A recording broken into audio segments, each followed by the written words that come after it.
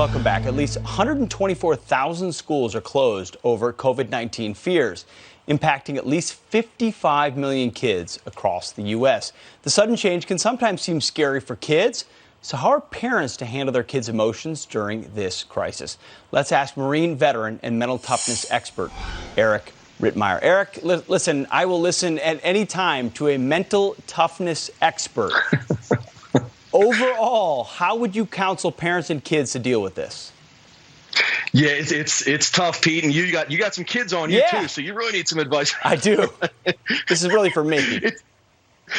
It's tough. The main thing I say, Pete, is we really have to make certain that we give them information based on their current level of understanding and their, what they're capable of comprehending. We can't talk about this with a 5-year-old the same way we're going to talk about this with a 15-year-old. So we have to get them to understand that what they're feeling is okay. It's just a matter of how they address those feelings and where those feelings originate from. So it's a scary time for kids right now. They're seeing schools closed. There's no food on the shelves. People are dying. It's our job as parents to make certain we're the frontline defense, that they're getting good information. Absolutely. You mentioned explain how facts can help inform their feelings. You also say short and honest answers. Okay, at what point do you get totally honest? Because I sometimes default to the cocoon of they don't need to know that right now. When are you honest versus sort of shielding them from it?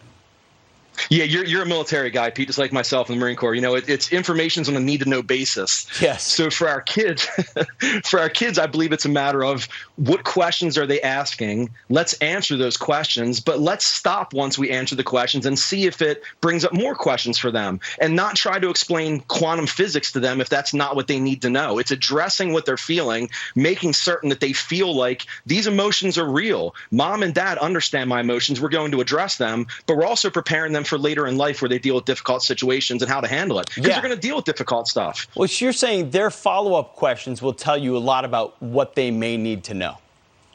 Absolutely. Don't open up the can if you don't need to. It's like if they're asking a question about A, don't get into B, C, and D. But if they ask the question, if they ask the follow-up, we have to be brutally honest with them. This is where we rely on our relationship with our kids. We have that trust built with them. They're going to look to us for advice. We can't freak out. We can't appear to be totally despondent and with our hair up in the air running around crazy. They're going to look to us for guidance. Eric, this is a teaching moment, too. What else? You talk about what we can teach our kids regarding sacrifice. We sure can. It's almost a matter of like an altruistic act we're talking about here, Pete. It's getting them to say, okay, what we're doing right now might not have a direct impact on you and me and mommy and daddy, but it is going to help grandpop and grandmom and people that maybe are sick. So we personally here in our house need to do whatever we can to help others, even though we might not directly see it. We are helping others, and it's a good lifelong lesson. Absolutely. Eric Rittmeyer, thank you very much for that insight today and your service to our country.